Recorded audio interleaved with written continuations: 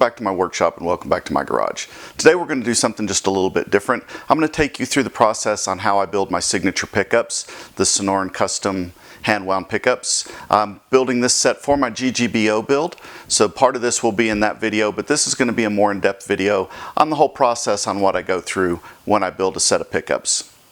So sit back and enjoy. So what I usually do when I'm getting ready to do pickups is I like to get everything out and kind of everything prepped. So I've got my magnets. I'm going to be using Alnico 5 magnets in this, and these are going to be the rough cast magnets. I like the sound of those better. They give just a little bit more open sound, I feel, than the polished magnets do. I've got my keeper bars. I've got my screws to attach the bobbins to the base plates. I've got my pole screws, my pole slugs. I've got my bobbin set up. What I'll do with these is I'll clean up any burrs that are inside the bobbin. Usually there's a casting mark at the end of each bobbin where it was in the mold and that came out. I've got my covers. I'm going to be doing chrome covers on these to match the chrome hardware. I've got my base plates. I've got one with long legs. That's going to be my bridge pickup. And then I've got one with short legs. That's going to be my neck pickup. I've got my connecting wires, both my start leads and my end leads done. What I need to do, and then I've got my 2-wire connector ready as well to solder to the base plates. So normally what I do for my process is first I'll go through and tin everything. I haven't done that yet, so I'm going to be doing that here in a minute. But I'll tin all my connection leads, I'll tin the start wires, or I'll tin the connection wire here, and then I will also solder this into the base plate and get that mounted. That way I know it's done, I know it's ready, and I know I've got the right lead on the right one. I've got a longer lead for the neck position.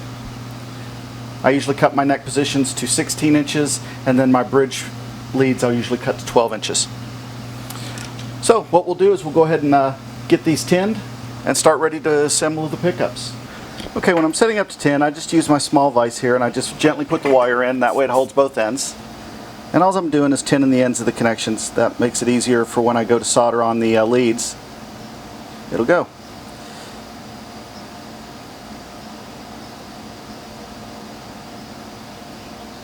So if you're unfamiliar with winding pickups, or how pickups work, each bobbin, I'm doing humbuckers for this, each bobbin has 2 connections. It has a start lead and an end lead. I always use black as my start leads, and I always use white as my end leads coming on the bobbin. That way, once it's all taped up, after I wind it and get the leads on and go to assemble the bobbins, I don't have to worry about which is my start and which is my finish connection. If I know I'm doing a 4-lead connector, if it's a special request for a 4-lead connector so you can do coil taps and coil splits, I actually use the colored wire appropriate to the wiring diagram. That way when I put the bobbins in, I just know when I can connect my lead that red goes to red, black goes to black, white goes to white, green goes to green, etc. So what I'm going to do now is go ahead and solder the connection lead to the base plate for the pickups. Now what I'm going to do first is tin the base plate. Make sure it's tinned, and that's going to let the cable stick to it better. And put the cable in, and then what I usually use is like a clothespin, because that won't stick to the solder. And then I go ahead and solder the braided cable down to the base plate.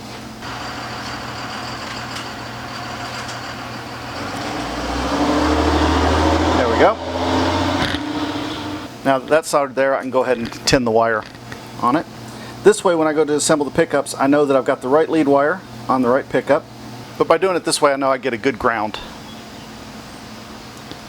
For my winder, I've got the Mojo Tones pickup winder. I've had this going on almost 2.5 years now, and it's been really good. No problems at all with it. A great winder, and I've used it quite a bit. What I'm going to do now is get ready to start winding the bobbins. I'm going to be using the Sonoran Sidewinder set. This is a set I did on my 2 scratch build guitars. It's a high output in the bridge and more of a path in the neck. It gives a really good balance, believe it or not. The bridge pickup being a high output pickup, surprisingly it's very open. It gives a very open feel to the chords, but it also has a lot of punch to it. So I'm going to be using that.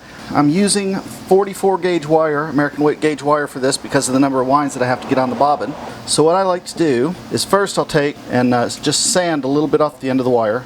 I'm just taking that end that I did that little bit of sanding on, and I'm wrapping it around the end of my start wire.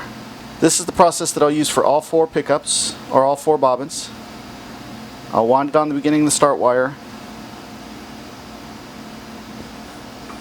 And this is where it was important to have your wires pre-tinned for your connection, because you do have to be careful here because you are soldering a very thin wire. So it's easy for it to melt that wire and actually break the wire. So get that on there. Little drop of solder. And we've got our start lead soldered up. Alright, so I've got my start lead soldered to the wire. Now what I'm going to do is I'm just going to tape this off to the side. This way it'll keep that out of the way. Same with up here on the top. I'm just going to tape it down. And then I just start a few winds, just so it's there. I recently wound humbuckers, so I know the spacing here is good. This is a high output pickup, so it's going to be somewhere in the neighborhood of 7,000 to 8,000 winds on this bobbin with 44 gauge wire. Alright, so it's time to start winding. I usually start off a little slow, transversing across a couple times just to make sure I'm getting where I need to be, and then I just bring the speed up. I usually wind it between settings 11 and 14. I pretty much got it down to where I know what my transverse speed needs to be to spread the wire across the coil properly to what I want it to be. And also I've got a pretty good understanding there at that speed of what my tension on the wire should be in order to make a nice wound bobbin. Usually after a thousand or so wraps, I'll take a look at it, I'll stop it, take a look at it, make sure that I'm winding in the right direction, or make sure I'm winding in the coil the way I want it to be wound. And then it helps if you have a good bright light coming across the top of your bobbin, because you can pretty much see, if you're looking at it, if you're getting a straight wind, if the winds are going the way you want them to, if you're not building up too much on one side of the bobbin or the other. You want to kind of build your bobbin uniform across. On a scatterwind pickup like this, and using just your hand to do the transverse through here, every pickup's going to vary a little bit, but you'll get a pretty good understanding after you wind a few exactly what your pattern kind of looks like when you're transversing across. You know, are you building the bobbin with the wire lying side by side each other, or are you having a lot of crossovers? Of course, the more crossovers and stuff you have, the more open you keep the wind on the bobbin, the less you're going to be able to wind on that bobbin, because you're actually taking up a lot of space that way. That's why with the mechanical wind, it's very predictable. You're going to get the same thing every time. Where with the scatter wind, I like to think you get a little bit more openness in the pickup, and you get some more additional clarity out of it than you do if you just have a machine wound. As it gets near the end of the wind, I usually slow the speed down a little bit, that way it doesn't come to an abrupt stop. This is going to be my end wire, so I'm going to tape that to where it stays on the bobbin. And then I want to make sure I carefully remove my start wire. You got to be careful with this, because if you let the tape grab a hold of the wire and pull it, you can very easily break your start wire that you've soldered on. And if you break that, you don't have a lot of room to make any adjustments with it, because it's the first underwrapped, so you can't unwrap it at all. The nice thing about this setup on this winder is once I get the distance set between these two screws, because you've got different pole spacings on the pickup, so once you get that done, to repeat the process, all I got to do is slide the other pickup bobbin on there. I know it's going to be centered, I know it's going to be ready to go. So now, using 1/4" tape, what I'm going to do is I'm going to put a piece down across the wire to insulate it, because you want to put one piece underneath, straight on the strings that you've just wound, and then you want to put the lead over across the top of it, and then put another piece of tape over top of the lead, that way it holds it in place. I'll show you what I'm talking about. So I'm going to take this first piece, and I'm just going to lay it down across the bobbin, or across the winding. Then I take my start lead, make sure I've got enough there, and then while holding that in place, I put another piece over top of it, That way what happens is my start lead now is held down. And then what I'm going to do now is, I always use white wire for my end wire, so now what I'm going to do now is go over to my soldering iron, stand that wire back a little bit, wrap it in the white, and then reinstall the white piece here. So we'll go through that. Okay, so now what I've got is I've got my end wire where I had it taped down. I'm going to go ahead and about where I want it to start winding around the white, just with a little sandpaper. I'm going to run some sandpaper across it just to kind of get rid of the coating, the insulation coating on it. I've got my white wire.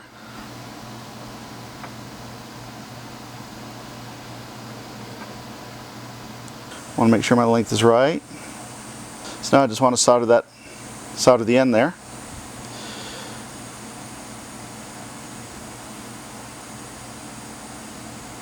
And now the same thing we did with the start wire. We're going to put a piece of tape down first. That way it insulates the wire that's underneath the solder joint. Got my start lead. It's going to be long enough. I'm going to shorten it just a little bit. It's okay if it's a little too long. You can just wrap it around a little bit, a couple times. Make it the right length. Now with that held in place, bit of tape down on that. And then for the last thing that I do is I want to pull both my wires up underneath the bobbin, and I'm going to tape them in place. Take a piece of 1/4 inch tape like I did with the other ones. This one I'm going to do a long one of, because this one's going to go completely around the bobbin. And what this is doing is this is going to hold my wires in place, make sure I don't get any pulling on them at all when I'm going through to install everything. There we go. So this is my bridge screw side bobbin. Then the last thing I want to do now is I want to make sure it works. So I got my voltmeter, set it to the right setting, and now just check the pickup. Alright, this bobbin works, and according to the reading on the multimeter, it's coming in at 9.24. Now what we're going to do is we're going to repeat that process 3 more times. Okay, so I've got all 4 bobbins wound, so now it's time to go ahead and start assembling the pickups. The first thing I do is on my screw side, on my screw slugs, I tap the outer 2 holes to the proper screw size, which in this case is 420, 4-20. And the reason why I do that is the screws kind of go in kind of tough sometimes.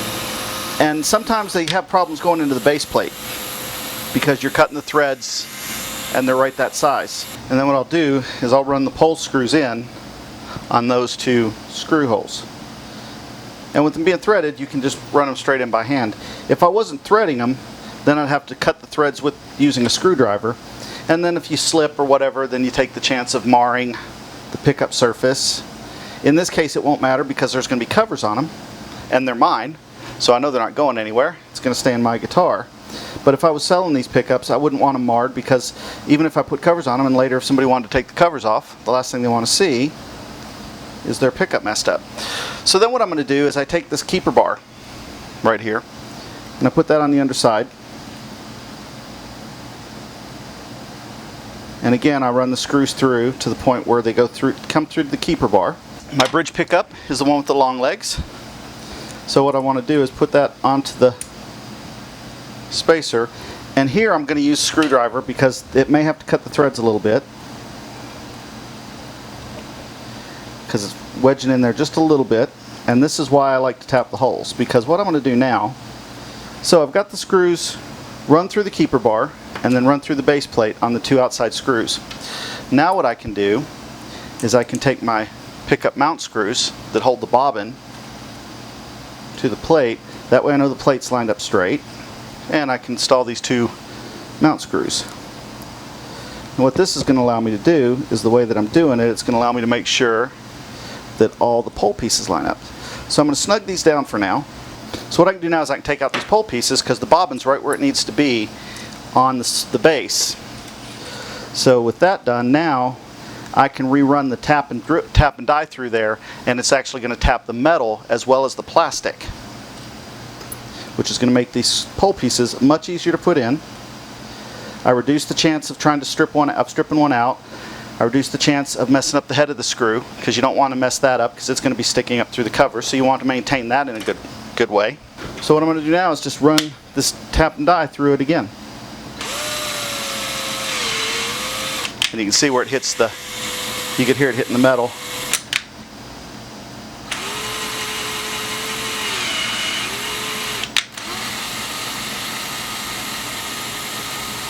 Alright, so now what I've got on both pickups is I have the base plate with the wire here. That's my hot wire that's going to go to the controls. I have my black lead, which is my start lead on the screw side bobbin, and I have my white lead, which is the finish lead for the screw side bobbin, and I have the same on both.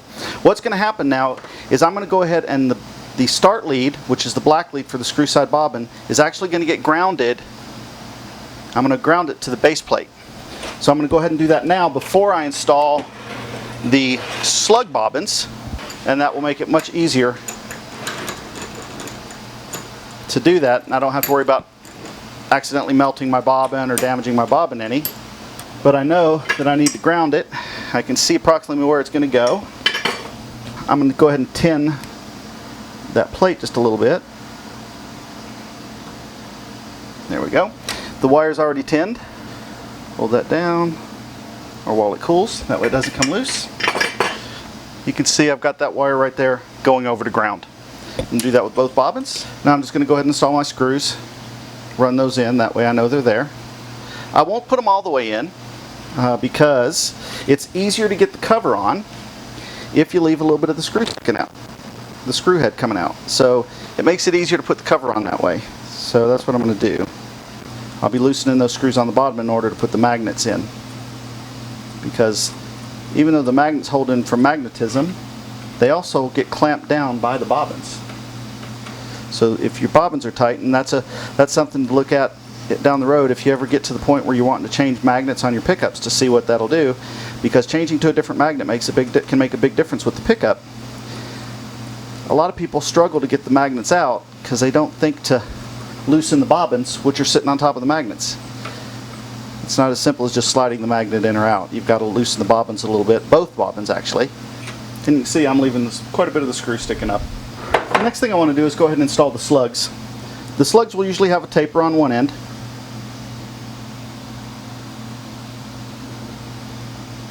Sometimes there'll be resistance going into the bobbin, sometimes not. Sometimes they'll just slide right in. Like one of those just slid right in, the other one didn't. And again, these are going to be held in by magnetic. The magnets are going to hold these as well, if they just slide right in like these are doing. And again, these are just going to go in using the brass screws. I'm not going to tighten these quite yet because, like I was saying, I still need to get the magnets in. So you need to leave them a little bit loose in order to get the magnet in. And the spacer, because this gets a spacer on the side of it as well. So when getting ready to install the magnets, I've got my magnets. There's a mark on the end, a color mark, that designates like red. These are red. These are for Alnico 5s. Okay, that's what's going in there. They've also got the polarity on the edge. So what I want to make sure is that my south side of the magnet is going towards the screw side of the bobbins. So I've got my little checker here. If it pops up black, that means it's let's see if you can see that or not. If the little ball pops black, that means I'm on the south side of the magnet. If the little ball pops white, that means I'm on the north side. So this is my south side. South side, I want to go to the screw side. So I install that from behind. I need to loosen these just a touch, don't I? So now I can install my magnet.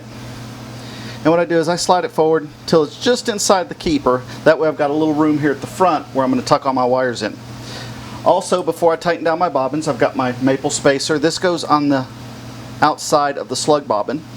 That way the slug bobbin is supported on the inside by the magnet and on the outside by the spacer.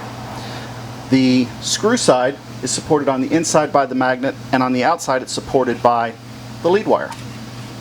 So now that I've got my spacer in, I've got my magnet in, I've got the red dot at the back, so that's telling me that it's an Alnico 5 and I can easily identify it by that. Now I can go ahead and tighten down my screws for the bobbins. And what that's going to do now is that's going to hold my magnet in place, it's going to hold my spacer in place, and it's going to make sure I have a good firm connection on everything. And now I can, like you see, I can press in, and those don't fall out now because the magnet's holding them in. So the wires that I've got here, and I'll be wiring these up shortly, the two white wires will hook together. Those are the finish wires for both bobbins. Those are going to hook together, and I'll just slide them in between the pickup bobbins. The black lead, the start lead from the slug bobbin, will be soldered to the hot lead for the connector, and that's how we'll wire them up. It's always a good idea too, after you do it, just to check to make sure that you didn't mess anything up. So it's popping black on the ball there, so that means I'm good there, and on the slug it's popping white. Okay, for the sake of the video, I'm just going to run through one of these for wiring it up. The other one I'll just do off camera because it's basically the same procedure. Like I said, I'm just connecting the two whites, which are the two finishes. If I was doing a 4-lead connector on these, then each input and output would go to a separate connector or separate wire. So I'd have a wire for the slug start, slug finish, I'd have another wire for the screw start, another wire for the screw finish, and then I'd have a ground wire and then a hot wire as well. So it would be slightly different, but what I'm doing now is I'm just going to put these wires together, and then I'm going to hit them with solder, and then I'm going to check them before I heat shrink. Okay, so you can see I've got the white leads connected together, and I've got the start of my slug coil to the hot lead going to my connector. So what I'm going to do now is I'm going to solder these together, and then I'm going to do a check on the pickup to make sure it works before I heat shrink everything and tuck it away.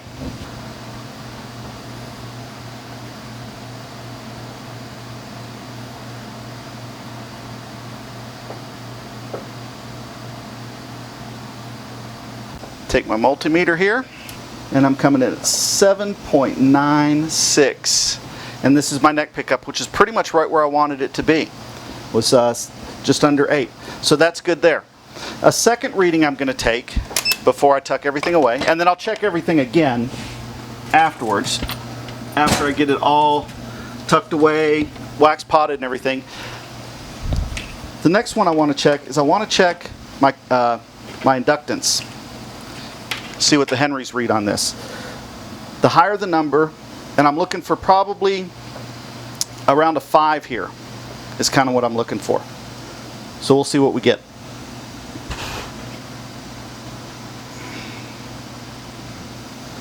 And yep, got pretty much right where I wanted to be. Let's see if you can see this or not. 4.91 Henrys. So that was pretty close to 5. That's what I was hoping for. 4.8 to 5.2 in that region there. So what that's telling me is it's going to have a little bit of brightness to it, which is what I want, but it's not going to be too bright. And again, I can change this reading by changing the magnets. There's no way to change the output like the 7.97 that it had, or the 7.96, because that's in the amount of winds that you put on the coil. The way you can change this number here is by changing the magnets. I can go, a 2 is going to change it significantly, whereas a 4 may not change it as much. So, but yeah, that's a good reading pickup. It's pretty much exactly where I wanted it to be. And then what I do is I just got heat shrink, normal heat shrink. Doesn't really matter what color I use here. I try to use black if I'm using an open bobbin, because you can see the wires, and you don't want to see a big chunk of yellow heat shrink down inside if you've got open bobbins. Although I try and hide it the best I can and get it buried in there the best I can. But what I'll do is, and then usually for the hot lead I use 2 pieces. I'll put the first one on just to cover the wires, and then a second thicker one because it's got a thicker base to go on. And I just use my soldering iron usually. Make sure the tip's clean, and go along the edge of the heat shrink.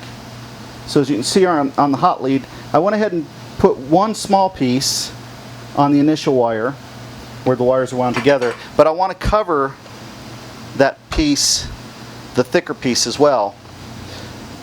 So what I'll do is I'll just slide a second piece over that, and that covers and takes care of the thicker wire behind it, and make sure I have a good insulated connection for my pickup.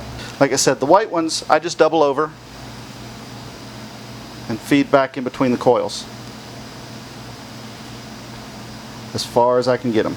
There we go.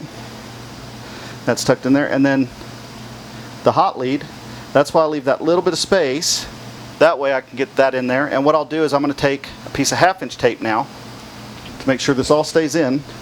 What I'll do now is I'll just take a piece of 1/2" tape and come around the end of the pickup like that. This way it tucks the wires in. It'll keep them secure and keep them from popping out. Alright, so as you can see, I've got both pickups done. I've got the ends taped up. You notice I only tape on the end that the wires are at, just to keep them tucked away when I'm pushing the covers on. The other ends are open. That way if anybody ever wanted to get their magnets and swap their magnets, it's just a matter of pulling the covers off and swapping the magnets out.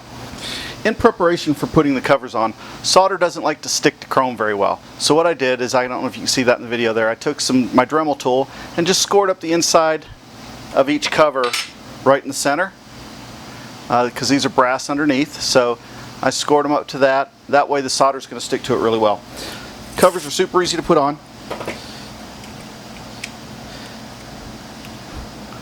Just press it in. That's why I like to leave the screws a little bit proud when I'm first putting the cover on. That way it kind of helps guide that cover in. So you can see the screws a little bit tall there, but that helps pop that cover in. If you run the screws all the way down, sometimes you'll really struggle to get the cover on. So what I'm going to do now is just real quick, I'm going to run these screws down to kind of put them at the top of the cover. That way it's going to make it easier to solder, because I'll have them upside down here in just a second. But to solder is really just a simple process now. Make sure that your cover is pressed down and you're in, which I know I am. And then right along those edges where I scored it up, I'm just going to put my solder iron there and let that heat up for a few seconds.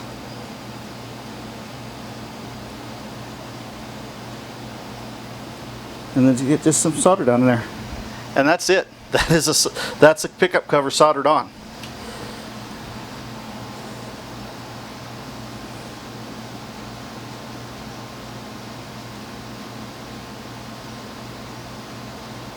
So, covers are soldered on. Next thing to do is put them in the wax pot and get them wax potted. Alright, it is time to wax pot these. This is literally like watching paint dry. So basically, I've got the wax pot, got it up to 150 degrees, and I'm just going to drop the pickups in.